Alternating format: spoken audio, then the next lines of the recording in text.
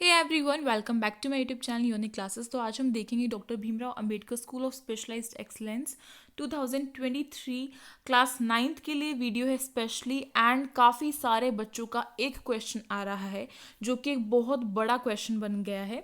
और वो क्वेश्चन ये है कि क्या हमें एनसीईआरटी बुक पर ज़्यादा फोकस करना चाहिए या फिर हमें रेफरेंस बुक को ज़्यादा पढ़ना चाहिए। यानी कि वो कंफ्यूज में है बच्चे कि क्या चीज़ बेटर है उनके एग्ज़ाम के लिए।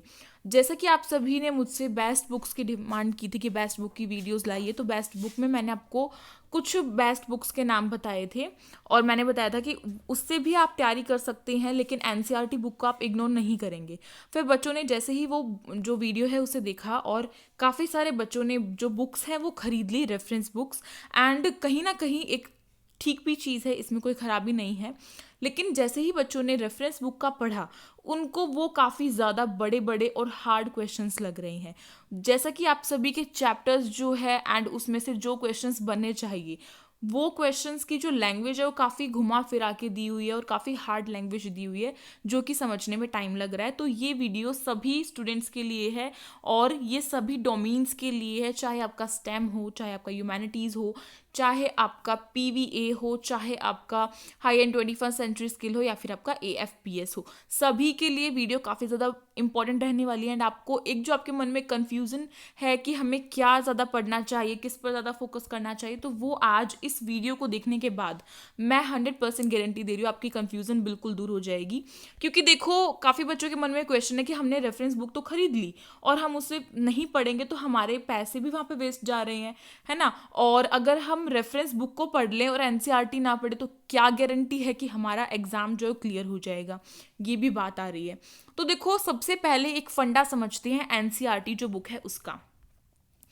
क्या आपको एक छोटी सी बात पता है कि जो एनसीईआरटी बुक है, इसका ये जो एनसीईआरटी बुक है, इसमें से बहुत सारी बुक्स जो हैं वो आपकी निकल कर आती हैं। यानी कि हमारा जितना भी अभी तक जो भी आपकी एजुकेशन चल रही है वो बेस्ड है ओनली एंड ओनली एनसीईआरटी के ऊपर। एंड एनसीईआरटी जो पब्लिश करता है बुक्स को, उन बुक्स को सबसे बेस्ट माना जाता है बच्चों की पढ़ाई के लिए। और ये भी माना जाता है कि एनसीईआरटी में से ही आपके क्वेश्चंस जो हैं वो निकल कर आते हैं। और एक सबसे इम्पोर्टेंट बात यहाँ पर ये आती है कि जो आपकी एनसीईआरटी बुक है, जो एनसीईआरटी बुक्स आपके पास है जिसको आप बहुत ईजी लैंग्वेज का समझ रहे हैं और उसमें कोई दिक्कत नहीं हो रही आपको पढ़ने में, उसके क्वेश्चंस भी आप आसानी से सोल्व कर लेते हैं, तो एक बात बहुत ध्यान से सुनिएगा कि ये एनसीईआरटी बुक्स को ही पढ़कर आपकी रेफरेंस बुक बनाई जाती है। यानी कि ऐसी कोई बात नहीं है कि आपकी रेफरेंस बुक कहीं और से बनाई गई है। रेफरेंस बुक में ये हो सकता है कि काफ़ी सारी रेफरेंस बुक में लैंग्वेज को हार्ड किया जाता है, काफ़ी सारी बुक में लैंग्वेज को ईजी किया जाता है ताकि बच्चा समझ ले, ठीक है। लेकिन जो आपकी एनसीईआरटी बुक है वो बेसिकली मीडियम होती है, ना तो उसकी लैंग्वेज ज़्यादा हाई होती है ना ज़्यादा लो होती है, सभी बच्चों के लिए होती है ताकि हर बच्चा उसको पढ़ के समझ सके। और एनसीईआरटी बुक आपका एक ऐसा सोर्स है जिसे अगर आप अच्छे से वर्ड टू वर्ड पढ़ लेते हैं, लाइन टू लाइन पढ़ लेते हैं, तो मैं 100% गारंटी के साथ बोल रही हूँ कि आपके सिलेक्शन को कोई भी नहीं रोक सकता है। ना तो कोई रेफरेंस बुक रोक सकती है, ना ही कोई आपके मन में कोई डर हो वो उसे रोक सकता है। क्योंकि देखो, एनसीईआरटी बुक एक ऐसा सोर्स है हमारे पास जिसमें से जितने भी आपके एग्जाम्स होते हैं वो बनते हैं। आपने बहुत सारे एग्जाम्स के बारे में सुना होगा, जैसे कि काफ़ी सारे बच्चे ह्यूमैनिटी स्ट्रीम इसीलिए लेना चाहते हैं क्योंकि उनको सिविल सर्विसेज में जाना है, बड़े होकर उनको आईपीएस बनना है, आईएएस बनना है, या फिर अदर जो बड़ी बड़ी पोस्ट होती हैं उनमें उन्हें जो काम है वो करना है। और आप सभी को ये भी पता है कि वो पोस्ट अगर हमें चाहिए तो उसके लिए भी हमें कॉम्पिटिटिव एग्जाम देना पड़ता है। और जिसे मोस्टली सिविल सर्विसेज का ही एग्जाम्पल लिख के चलते हैं, तो यूपीएससी जो होता है, यूपीएससी जो आपका होता है, वो जो बच्चे जो भी यूपीएससी की तैयारी कर रहे होते हैं वो हमेशा एनसीईआरटी को पढ़ते हैं। अब आप कहेंगे कि एनसीईआरटी में तो इतनी इजी लैंग्वेज होती है। अब देखो, जब आपको अपने लेवल की एनसीईआरटी की लैंग्वेज इजी लग रही है और सही से समझ में आ रही है, तो क्या आपने कभी ये सोचा है कि जब आप हमारे लेवल पे आओगे तो हमें कितनी इजी लगती होगी। हम जब एनसीईआरटी को पढ़ते हैं तो हमें वो टर्म्स बहुत ईजी लगते हैं, हमें लगता है कि ये तो कुछ भी नहीं है। लेकिन फिर भी एनसीईआरटी बुक को पढ़ना बहुत ज़रूरी है। चाहे आप टीचर बन रहे हो, चाहे आप कॉम्पिटिटिव एग्जाम दे रहे हो, कोई भी बड़े से बड़ा एग्जाम अगर आप दे रहे हैं और उसमें से अगर आपका एनसीईआरटी में से कुछ आ रहा है, तो डेफिनेटली आपको एनसीईआरटी को पढ़ना बहुत ज़रूरी है। हम एनसीईआरटी की जगह पे कोई भी रेफरेंस बुक को उठाकर नहीं पढ़ सकते हैं। ये है कि हम रेफरेंस बुक से थोड़ा सा हेल्प ले सकते हैं कि किस तरीके के क्वेश्चंस आ सकते हैं या फिर क्या पैटर्न रहने वाला है, ठीक है। इस तरीके से हम रेफरेंस बुक को ले सकते हैं। लेकिन अगर आप एनसीईआरटी को इग्नोर करके रेफरेंस बुक से पढ़ रहे हैं तो ये गलत है कहीं ना कहीं, क्योंकि हमें नहीं पता कि जो रेफरेंस बुक है जैसे क्वेश्चंस उसमें दिए हुए हैं ऐसी कोई भी पॉसिबिलिटी नहीं है कि आपके पेपर में वैसे ही क्वेश्चन आए या फिर उसी हार्ड लैंग्वेज में क्वेश्चन आए। माना कि आपके पेपर को इस तरीके से बनाया जाएगा क्योंकि कंपटीशन ज़्यादा है, ज़्यादा बच्चे आ रहे हैं, नेगेटिव मार्किंग भी है, लेकिन क्या वो आपके लेवल से हाई बना सकते हैं पेपर को? बिल्कुल भी नहीं बना सकते हैं। लेवल आपका जो है, आप अगर अभी क्लास 8 में है तो आपके लेवल को देखते हुए वो 9th की क्लास तक का दे सकते हैं, लेकिन 9th से अपर क्लासेस का वो नहीं दे सकते हैं।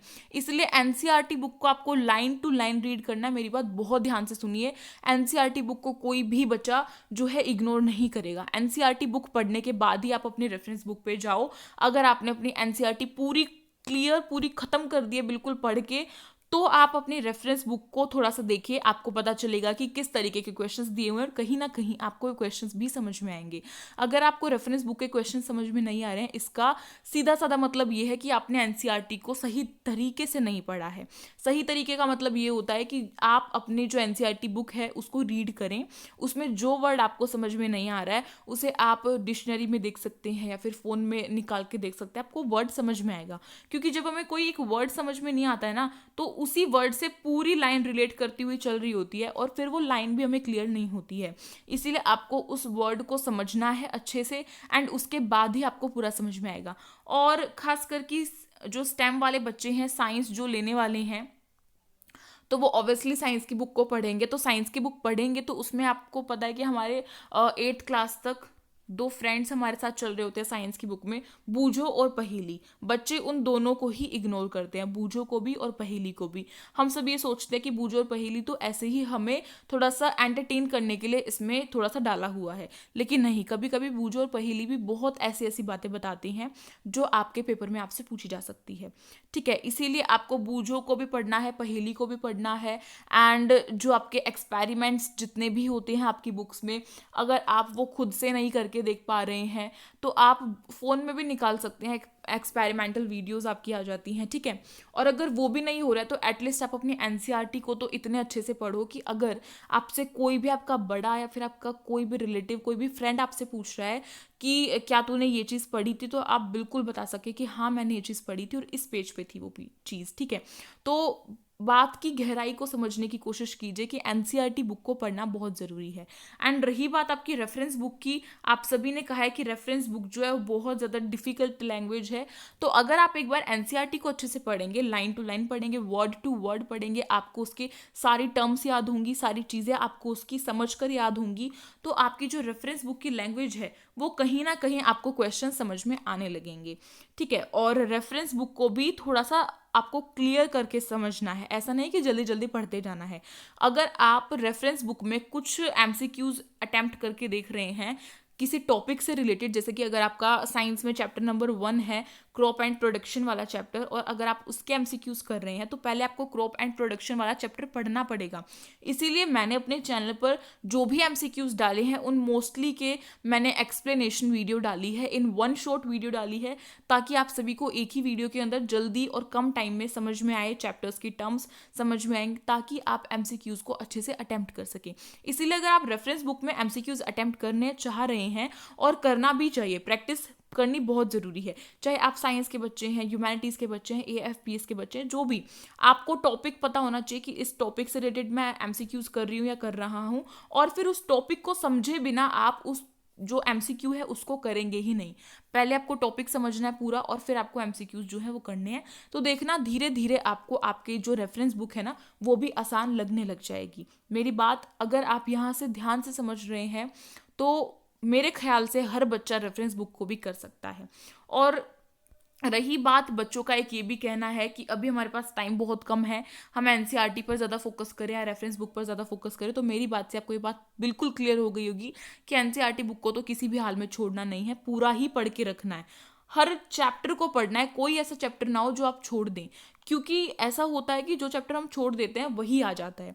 और कुछ चैप्टर्स आपके मोस्ट इंपॉर्टेंट होते हैं जिसके मैं कहेंगे तो आप, मैं वीडियो भी ला दूंगी कि ये चैप्टर तो करके ही जाने, तो पक्का आएंगे। पिछले साल भी मैंने बताए थे, इस साल भी बता दूंगी अगर आप सभी की कमेंट्स आती है तो। ठीक है, इसलिए जल्दी से कमेंट करके बताओ कि आपको मोस्ट इंपॉर्टेंट टॉपिक्स की वीडियो चाहिए या फिर नहीं, वो भी किस सब्जेक्ट से, यानी कि किस डोमेन से, स्टैम के लिए, ह्यूमैनिटीज़ के लिए। और इन्हीं दो का बता सकती हूँ क्योंकि AFPS और आपका high end 21st century skill और PVA जो है उसमें फिर आपका एकेडमिक ईयर का आता नहीं है। इसलिए स्टैम और ह्यूमैनिटीज़ वाले जल्दी से कमेंट करके बताएं कि आपको इंपॉर्टेंट जो चैप्टर्स है उनकी वीडियो चाहिए या फिर नहीं चाहिए, उस पर मैं बना दूंगी वीडियो। और मेरी बात ध्यान से सुने, NCERT बुक को करना बहुत बहुत बहुत ज़रूरी है। उसको लाइन टू लाइन पढ़े, अंडरलाइन करें जो चीज़ आपको जो है मोस्ट इंपॉर्टेंट लग रही है। अंडरलाइन करने से या हाईलाइट करने से एक फ़ायदा ये रहता है कि आप अगर बाद में जब पेपर आ रहा है और उससे 2-3 दिन पहले NCERT बुक को खोल के देख रहे हैं तो आपको पता चल जाएगा कि ये जो चीज़ मैंने अंडरलाइन की थी ये इंपॉर्टेंट है। और अगर ज़्यादा ही इंपॉर्टेंट आपको वो चीज़ लग रही है तो आप उस पर इंपॉर्टेंट का साइन भी डाल सकते हैं। ठीक है, इस तरीके से। तो ये था एक छोटा सा वीडियो आप सभी के लिए, जिससे कि मैं आप सभी की जो भी कंफ्यूजन थी उसे क्लियर कर सकूं।